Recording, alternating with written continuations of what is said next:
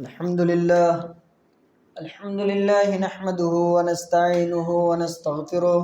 ونعوذ بالله من شرور أنفسنا ومن سيئات أعمالنا من يهده الله فلا مضل له ومن يضلل فلا هادي له وأشهد أن لا إله إلا الله وحده لا شريك له وأشهد أن محمدا عبده ورسوله أما بعد فإن خير الحديث كتاب الله وخير الهدي هدي محمد صلى الله عليه وسلم وشر الأمور محدثاتها وكل محدثة بدعة وكل بدعة ضلالة وكل ضلالة في النار. قال الله تبارك وتعالى: ياسين والقرآن الحكيم إنك لمن المرسلين على صراط مستقیم. محترم بزرگان دین، معزز سامعین اور پیاری ماں اور بہنوں، اللہ تبارک و تعالی نے کفار و مشرکین کا نقشہ کھینچا ہے کہ جب رسول کائنات صلی اللہ علیہ وسلم اپنی دعوت لے کر ان تک پہنچے تو انہوں نے آپ صلی اللہ علیہ وسلم کی دعوت کو جھٹلایا، آپ کی نبوت کا انکار کیا، اور قرآن کریم کو اللہ کی طرف سے نازل کردہ کتاب وہ ماننے کے لیے تیار نہیں تھے، اور خود آپ صلی اللہ علیہ وسلم کو نبی اور رسول ماننے سے انکار کر رہے تھے. تب اللہ تبارک و تعالیٰ نے بتلایا کہ اے نبی، آپ دیگر رسولوں کی طرح آپ بھی ایک رسول ہیں، جو بھی انبیاء آئے ہیں، رسول آئے ہیں، ان میں سے ایک آپ بھی ہیں.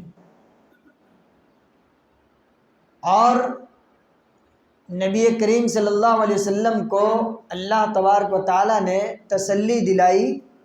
کہ آپ کو کبیدہ خاطر ہونے کی ضرورت نہیں ہے. اللہ تبارک و تعالیٰ نے کہا علی صراط مستقیم. یہاں صراط مستقیم جو کہا، تو جب اس آیت کو ہم پڑھتے ہیں اور مفسرین کے اقوال یا پھر مفسرین نے جو کچھ اس سلسلے میں کہا ہے اور جو نکات بیان کیے ہیں، ان نکات میں سے ایک اہم نقطہ یہ ہے کہ ہدایت کا راستہ صرف اور صرف ایک ہے. ہدایت کا راستہ، ایمان کا راستہ، توحید کا راستہ صرف اور صرف ایک ہے، بنسبت ضلالت اور گمراہی کے کہ ضلالت و گمراہی کے راستے ایک نہیں ہے، انیک ہیں. تو جو شخص ایک راستے پر قائم رہا وہ شخص کامیاب ہو گیا، اور جو شخص ایک راستہ کو چھوڑ کر انیک راستوں پر چلنے کی کوشش کیا تو وہ شخص گمراہ ہو گیا. تو ہمیں ایک راستے پر ہی گامزن رہنا چاہیے، جو راستہ جس کو قرآن نے صراط مستقیم کہا ہے، سیدھی راہ جس کو کہا ہے، اسی راستے پر ہمیں باقی رہنا چاہیے. اگر اس راستے کے علاوہ دوسرے راستوں کو ہم اختیار کرتے ہیں تو قرآن کی زبانی لا تتبعوا السبل فتفرق بکم عن سبیلی، جو دائیں بائیں پگڈنڈیاں بزرگوں کی، اولیاء کی، ان کی ان کی، اور اس شہر کی اس شہر کی، جو راستے مختلف راستے ہیں، ان راستوں پر جانے کی کوشش نہ کرو. ان راستوں پر جاؤ گے متفرق ہو جاؤ گے، برباد ہو جاؤ گے، سیدھے راستے سے بھٹک جاؤ گے. تو ہم سب کو اس بات کی دعا کرنی چاہیے کہ اللہ ہم سب کو صراط مستقیم پر گامزن رکھے. اللہ تبارک و تعالیٰ نے قرآن مجید کو کیوں نازل کیا؟ لِتُنذِرَ قَوْمًا مَّا أَتَاهُم مِّن نَّذِيرٍ مِّن قَبْلِكَ. اس قرآن کے اندر اللہ نے جو وعید سنائی ہے یا قوموں کا جو تذکرہ کیا ہے، عذاب کا، عقاب کا جو تذکرہ کیا، مقصد کیا ہے؟ مقصد یہ ہے کہ لوگوں کو ڈرایا جائے، ان کے دلوں میں اللہ تعالیٰ کا خوف پیدا ہو، یہی مقصد ہے، اور لوگ اس سے نصیحت حاصل کریں۔ اللہ کے رسول صلی اللہ علیہ وسلم کی بعثت کا بنیادی مقصد یہی تھا کہ لوگوں کو اللہ کے عذاب سے ڈرایا جائے، اور آپ صلی اللہ علیہ وسلم نے وہی کیا بھی۔ اللہ نے کہا کہ وما ارسلناک الا بشیرا ونذیرا، اے نبی آپ لوگوں کو بشارت سنانے والے، خوشخبری سنانے والے، اللہ کی نعمتوں کی اور اللہ کے عذاب سے ڈرانے والے بنا کر بھیجے گئے۔ تو نبی کریم صلی اللہ علیہ وسلم کی بعثت کا مقصد واضح ہو گیا کہ آپ صلی اللہ علیہ وسلم کی بعثت کا مقصد یہ تھا کہ آپ لوگوں کو ڈرائیں۔ اللہ نے کہا وَضْرِبْ لَهُمْ مَثَلًا أَصْحَابَ الْقَرْيَةِ، ایک گاؤں والے کی، ایک بستی والے کی اللہ نے مثال دیا۔ کتنے اڑیل تھے وہ کہ ان کے پاس اللہ نے پہلے 2 رسولوں کو بھیجا، اور فَكَذَّبُوهُمَا فَعَزَّزْنَا بِثَالِثٍ، ان دونوں رسولوں کو اس قوم کے لوگوں نے، بستی والوں نے جھٹلا دیا، اللہ نے پھر تیسرے رسول کو بھیجا، اور اس تیسرے رسول نے بھی آ کر اللہ کی دعوت دی، اللہ کے دین کی طرف لوگوں کو بلایا۔ اب یہ لوگ چونکہ پہلے سے ان کا جو طریقہ تھا رسولوں کو جھٹلانا، ان سے منہ لگنا، ان کے ساتھ بدتمیزی کرنا، اسی راستے پر ابھی بھی باقی تھے، اور جو تیسرے رسول آئے ان کے ساتھ بھی یہ بھیڑ گئے، اور ان کو بھی طرح طرح کی باتیں کہنے لگے کہ تم رسول نہیں ہو، تم اللہ کی طرف سے بھیجے گئے نہیں ہو، تم جو پیغام لے کر کے آئے وہ پیغام جھوٹا ہے، اور تم منحوس ہو۔ تو اسی بستی کا ایک آدمی شہر کے کنارے سے وہ دوڑتا ہوا آتا ہے، اور آنے کے بعد اس قوم کے، اس گاؤں کے لوگوں کے سامنے کھڑا ہو کر کے وہ سب سے پہلے رسولوں کی تعریف بیان کرتا ہے، ان کا تعارف پیش کرتا ہے رسولوں کا کہ رسول کون ہوتے ہیں، کیوں آتے ہیں۔ اور پھر اس کے بعد وہ شخص کرتا کیا ہے کہ بڑے جامع انداز میں رسولوں کی سیرت کو پیش کرنے کے بعد لوگوں کو یہ بتلاتے ہیں کہ یہ جو رسول جو آتے ہیں یا یہ جو آئے ہیں یہ تم سے مال دولت کا مطالبہ کرنے نہیں آئے، اتبعوا من لا يسألكم اجرا وهم مهتدون، یہ تم سے اجرت طلب نہیں کر رہے ہیں، یہ تم سے مال و دولت کا مطالبہ نہیں کر رہے ہیں، بس تم ان کی اتباع کر لو، یہ جو پیغام لے کر کے آئے اس پیغام کو مان لو۔ اور یہ بھی بتلایا کہ یہ انبیاء یا پھر یہ رسول جو آئے ہیں ان کی چھوی بڑی صاف ستھری ہے، ان کی سیرت بے داغ ہے، ان کا کیریکٹر بڑا صاف ستھرا ہے۔ اور پھر اس کے بعد بڑے جامع انداز میں توحید پر پرزور تقریر کیا اس شخص نے، اور پھر اس کے بعد اس گاؤں کے لوگوں کے سامنے اس نے کہا کہ میں اس اللہ پر ایمان لاتا ہوں جو اللہ ہمیں پیدا کیا ہے، اور جس اللہ نے ان رسولوں کو اور ان نبیوں کو بھیجا ہے۔ ہمیں اللہ تبارک و تعالیٰ نے آگے بتلایا کہ قالوا انا تطیرنا بکم، وہی لوگ ہیں، وہی اسی معاشرے کے لوگ جو رسولوں کو کیا کرے کہ انا تطیرنا بکم لئن لم تنتہوا لنرجمنکم وليمسنکم من عذاب الیم، تم منحوس ہو، ہمارے اوپر نحوست کو تم پھیلانے آئے ہو، اگر تم اس سے باز نہیں آؤ گے تو ہم تم کو سنسار کر دیں گے، ماریں گے، پیٹیں گے، عذاب سے دوچار کریں گے، مصیبتوں میں ہم تمہیں مبتلا کر دیں گے۔ اس آیت کے یعنی ان لوگوں نے برا فعل لیا، بدشگونی لیا، تو بدشگونی لینے والوں کو اللہ کے نبی صلی اللہ علیہ وسلم کی وہ حدیث ہمیشہ اپنے سامنے رکھنی چاہیے۔ حضرت عبداللہ ابن مسعود رضی اللہ تعالیٰ عنہ راوی حدیث ہے، سنن ابی داؤد کی روایت ہے، وہ کہتے ہیں کہ اللہ کے رسول صلی اللہ علیہ وسلم نے کہا کہ الطیرۃ شرک، الطیرۃ شرک، قال ثلاثا، پیارے نبی صلی اللہ علیہ وسلم نے کہا کہ بدفعلی لینا یہ شرک ہے، بدشگونی اختیار کرنا یہ شرک ہے، اور آپ صلی اللہ علیہ وسلم نے 3 مرتبہ یہ بات کہی، اور کہا وما منا الا ولکن اللہ یذہبہ بالتوکل، کہ اور ہم میں سے جو شخص بدفعلی کو قبول کرتا ہے، بدفعلی کو اختیار کرتا ہے، بدشگونی کو اختیار کرتا ہے، تو اللہ اس سے اپنے توکل کو ہٹا لیتا ہے۔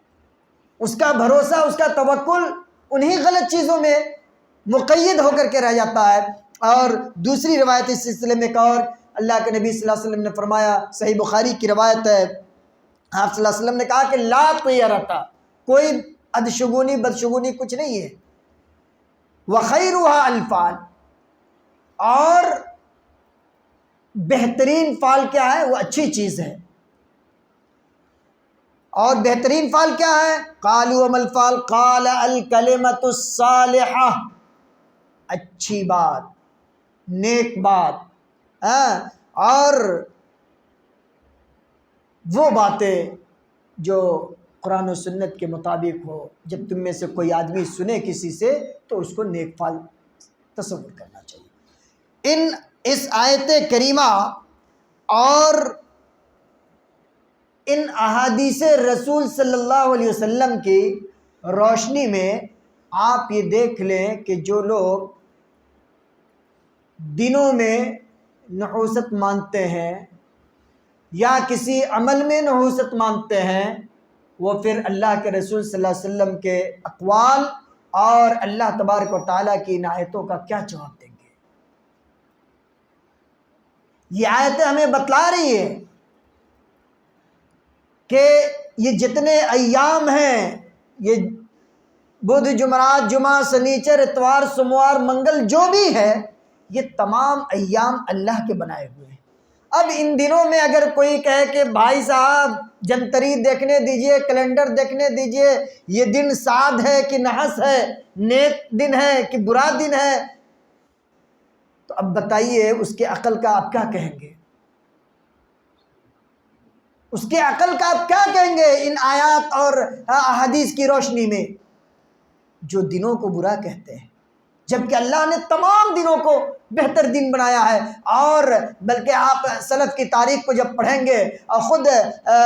غالباً حضرت علی رضی اللہ تعالیٰ، حضرت عمر بن عبدالعزیز رحم اللہ کہ اس قول کو آپ دیکھیے کہ آپ کہتے ہیں کہ ایک مومن کے لیے ہر دن عید کا دن ہوتا ہے، ہر دن بہتری کا دن ہوتا ہے، جس دن وہ اللہ کی عبادت کر لے، اللہ کی اطاعت کر لے، اور جس دن اللہ کی نافرمانی کر لے وہ دن اس شخص کے لیے خیر و برکت کا دن نہیں ہوتا ہے۔ تو جس دن انسان اللہ کو راضی کر لے وہ دن اس کے لیے بابرکت دن ہے۔ آپ اپنے عمل کے حساب سے اپنے دنوں کو اور اپنے لمحوں کو بابرکت بنائیے، یہ نہیں کہ بھولی بھالی عوام کو پیسے کمانے کی خاطر اور دین میں ملاوٹ کرنے کی خاطر اور دین کو گنجلک بنا کر اور بہت ہی دشوار کن بنا کر لوگوں کے سامنے پیش کیا جائے، اور یہ باور کرایا جائے، یہ تصور کرایا جائے کہ جیسا حکم آپ کو دیا جائے آپ ویسا ہی کریں۔ اگر آپ بزرگوں کے حکموں کی حکم میں عدولی کریں گے، آپ ان کی باتوں سے الگ ہٹ جائیں گے، تو آپ کسی بہت بڑی مصیبت کا شکار ہو جائیں گے۔ میرے بھائیوں، یہ بتائیے عقیدہ کتنا کمزور ہے۔ اللہ نے ہمیں پیدا کیا ہے اور اللہ ہی نفع اور نقصان کا مالک ہے، اس بات کو یاد کر لیجئے۔ اور اللہ کے نبی صلی اللہ علیہ وسلم کی اس حدیث کو بھی اپنے سامنے رکھیے۔ اللہ کے نبی صلی اللہ علیہ وسلم نے کہا کہ اگر نحوست کسی چیز میں ہوتی،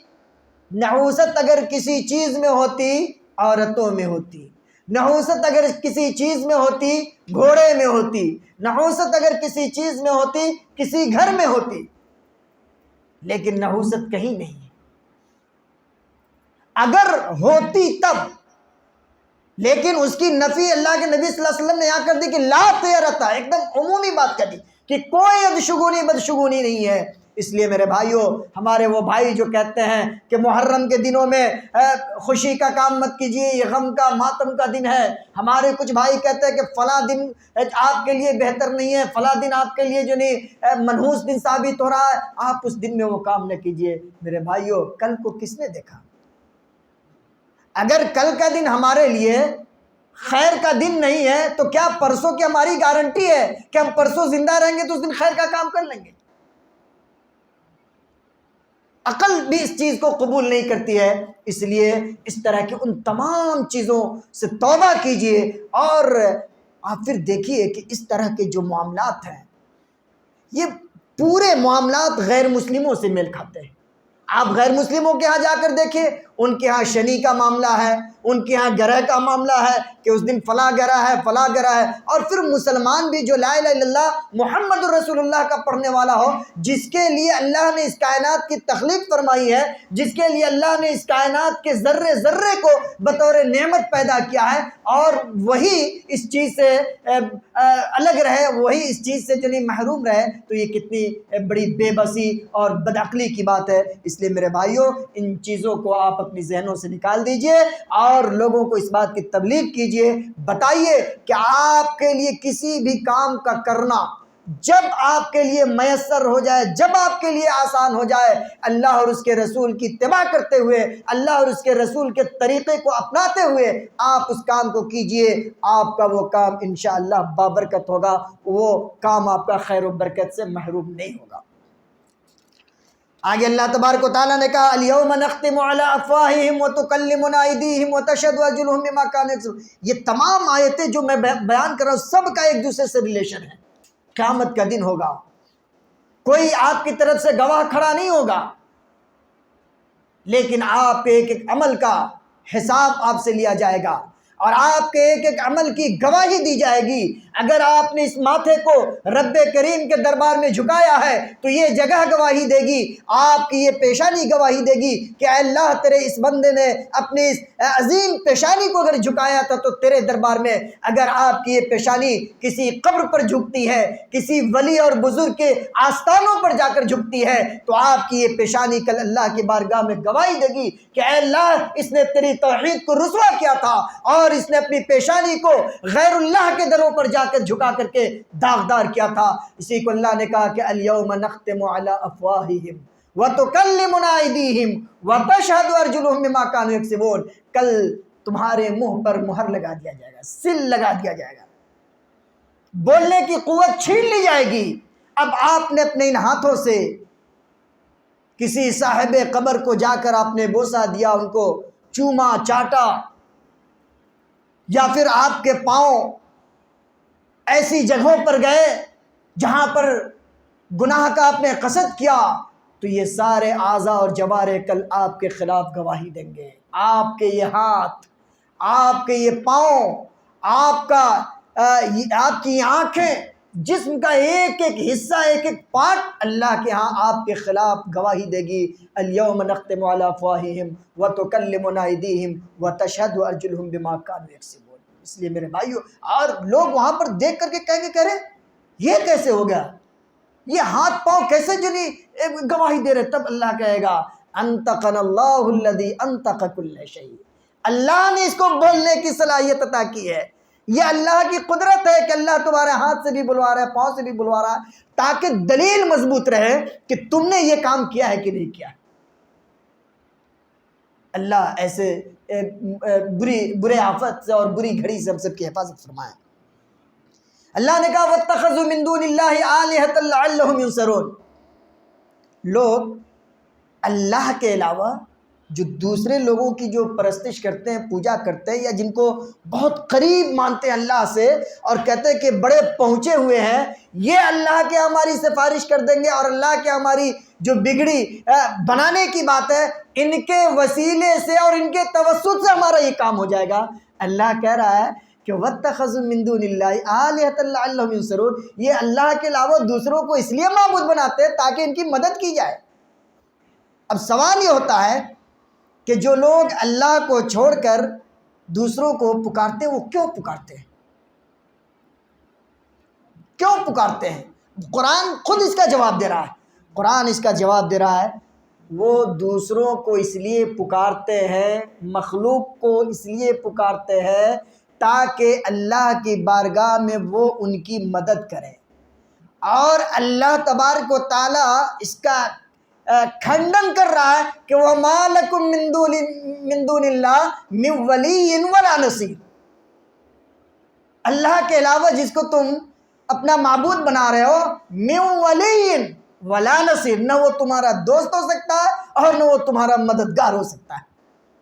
اب اس سے کیا واضح بات ہونی چاہیے، کیا واضح پیغام ہونا چاہیے قرآن کا۔ اب اس کے بعد بھی اگر انسان کو بات سمجھ میں نہ آئے، انسان اپنی ہر دھرمی پہ اپنے ضد پہ اڑا رہے، تو پھر اس کے لیے ہدایت ہی کی دعا کی جا سکتی ہے، اور ایسے شخص کو اپنے ایمان کی خیریت لینی چاہیے۔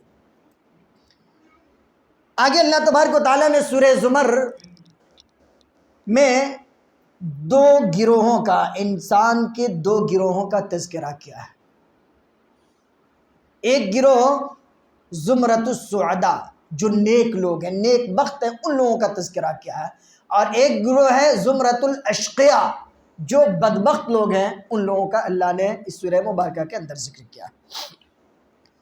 آگے اللہ نے کہا قل یا عبادی الذین اسرفوا علی انفسہم لا تقنطوا من رحمت اللہ ان اللہ یغفر الذنوب جميعا انہ هو الغفور الرحیم۔ اللہ اکبر، اللہ کتنا رحیم ہے اپنے بندوں پر، کتنا رحیم ہے، آپ اس کا اندازہ نہیں لگا سکتے۔ ایک آدمی پورے گناہوں میں اٹا ہوا ہے، ڈوبا ہوا، لت پت ہے، دنیا کا کوئی ایسا گناہ نہیں ہے جس کو اس نے نہ کیا ہو، لیکن وہ آدمی، اس آدمی کو اللہ تعالیٰ یہ پیغام دے رہا اپنے نبی کے ذریعے کہ اے نبی، آپ ان کو کہہ دیجئے یا عبادی الذین اسرفوا علی انفسہم لا تقنطوا من رحمت اللہ، کہ اے میرے بندو، اگر تم نے گناہ کا کام کر لیا ہے، تم نے چوری کر لی ہے، تم نے زنا کر لیا ہے، تم نے شراب پی لی، تم نے جوا کر لیا، تم نے دنیا کا ہر کام کر لیا، ہر گناہ کا کام کر لیا،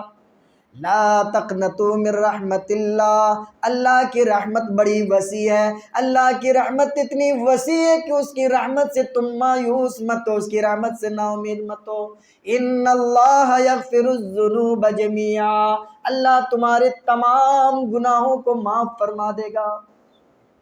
آؤ تو اس کے دربار میں پہلے، وہ غفور بھی ہے، رحیم بھی ہے، بخشنے والا بھی ہے اور رحم بھی کرنے والا ہے۔ ہمارے وہ بھائی جو گناہ کر بیٹھتے ہیں، جب وہ نیکی کی طرف بڑھتے ہیں تو شیطان ان کو کچوکے لگاتا ہے۔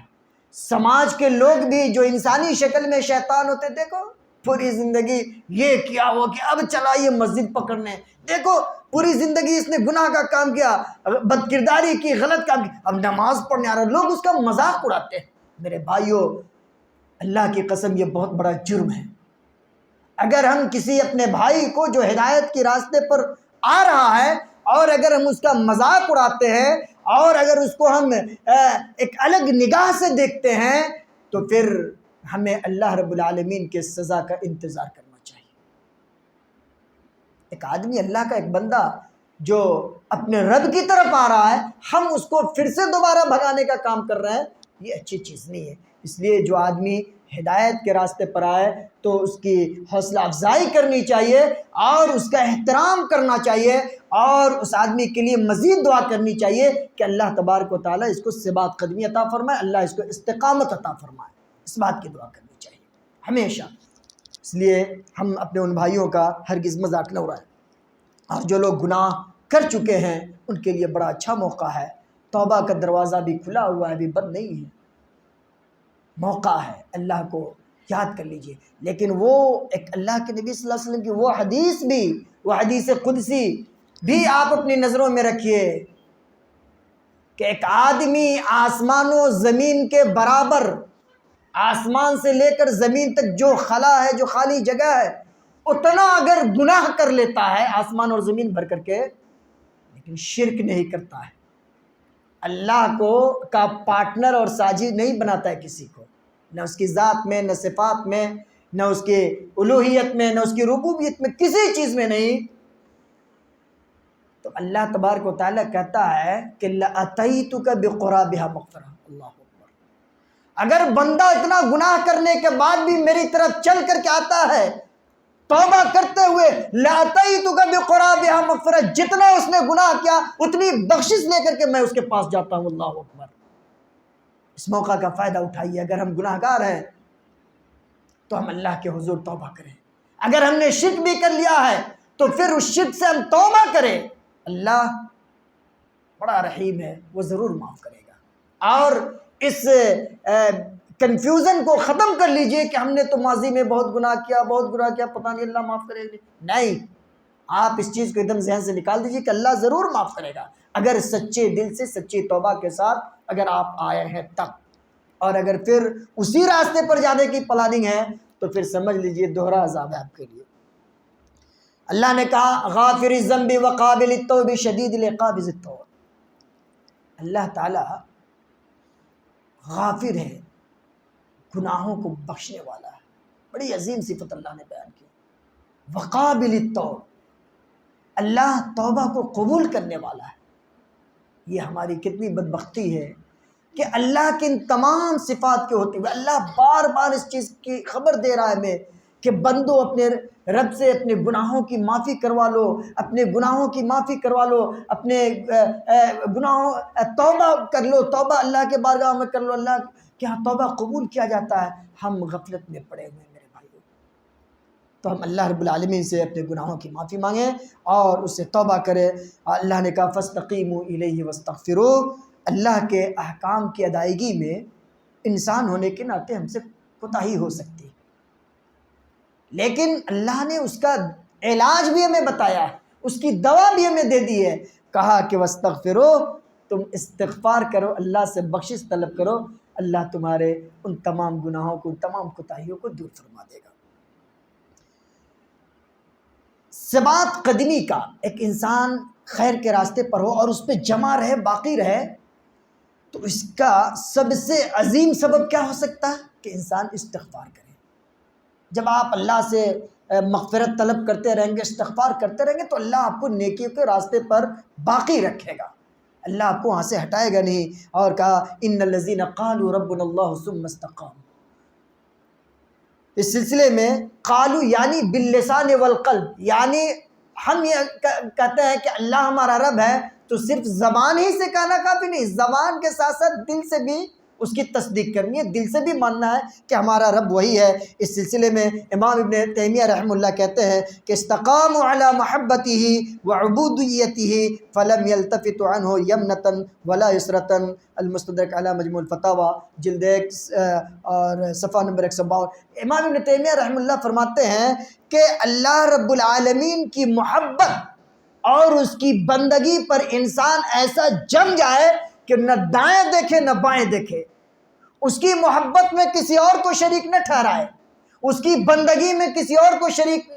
نہ ٹھہرائے، تب جا کر کے وہ استقامت پر گامزن رہے گا۔ اور اسی طرح سے کہا کہ اعظم الکرامت لزوم الاستقامہ، کہ سب سے بڑی کرامت انسان کے لیے یہ ہے کہ وہ استقامت کو لازم پکڑے۔ اور امام ابن رجب رحمہ اللہ فرماتے ہیں کہ الذین قالوا ربنا اللہ ثم استقاموا، جن لوگوں نے کہا کہ اللہ ہمارا رب ہے اور پھر اس پر جمے بھی رہے، کثیر، ایسے بہت لوگ ہیں جن لوگوں نے کہا کہ ہم اللہ ہمارا رب ہے، لیکن ولیکن اہل الاستقامت قلیل، کہنے کے لیے تو پوری دنیا اعلان کر رہی ہے، ہمارے غیر مسلم بھائی بھی کہتے ہیں کہ رب تو وہی، لیکن اس پر جمے رہنا، استقامت کو اختیار کیے رہنا، یہ بہت کم لوگ ہیں جن کو اللہ نے توفیق دی۔ تو ہمیں ان لوگوں میں سے ہونا چاہیے جو اللہ کو رب ہونے کی حیثیت سے تسلیم بھی کرتا ہو اور پھر اس پر مستقیم بھی ہو، اس پر قائم بھی ہو۔ اسی طرح امام وکیع بن جراح رحمہ اللہ فرماتے ہیں کہ البشریٰ تکون فی ثلاث مواطن، خوشخبری اور بشارت 3 چیزوں میں ہے انسان کے لیے۔ کس چیز میں ہے؟ وہ عند الموت، اگر آپ استقامت پر قائم ہیں، اللہ کی عبودیت اور اس کی بندگی کو آپ نے لازم پکڑا ہوا ہے، تو پھر موت کے وقت آپ کے لیے خوشخبری ہے، آپ اللہ کے نیک بندوں میں ہوں گے۔ وفی القبر، اور دوسری جگہ جہاں آپ کے لیے بشارت ہے وہ قبر ہے، وہ اندھیرا گھر جہاں بیوی بچے اپنے پرائے سب چھوڑ کر چلے آتے ہیں اور پھر اس کے بعد کوئی خبر لینے والا نہیں ہوتا۔ اس اندھیرے گھر میں، اس کال کوٹری میں، اس منو زمین کے نیچے انسان جب دبا ہوا ہوتا ہے تو وہاں بشارت اس کو حاصل ہوتی ہے اسی استقامت کی بنیاد پر۔ وعند البعث، اور پھر کل حشر کے میدان میں جب انسان کھڑا ہوگا اور جس نے استقامت کو اختیار کیا ہوگا تو اللہ وہاں بھی اسے نوازے گا اس کی بنیاد پر وہ اللہ کی نعمتوں کا مستحق ہوگا۔ دعا ہے رب العالمین سے کہ اللہ پاک ہم تمام مسلمانوں کو نیکیوں کی توفیق عنایت فرمائے، اللہ ہم سب کو دین پر قائم و دائم رکھے، استقامت عطا فرمائے، اللہ تبارک و تعالی ہمارے پاؤں میں لغزش پیدا نہ کرے، ہم بڑی سے بڑی مصیبت آ جائے، آندھیاں چلے، طوفان چلے، لیکن اے اللہ ہم سب کو تو ایمان پر قائم رکھنا، توحید پر قائم رکھنا اور استقامت کے راستے پر باقی رکھنا۔ آمین وآخر دعوانا ان الحمدللہ رب العالمین وصلی اللہ وسلم علی نبینا محمد وعلی آلہ وصحبہ اجمعین۔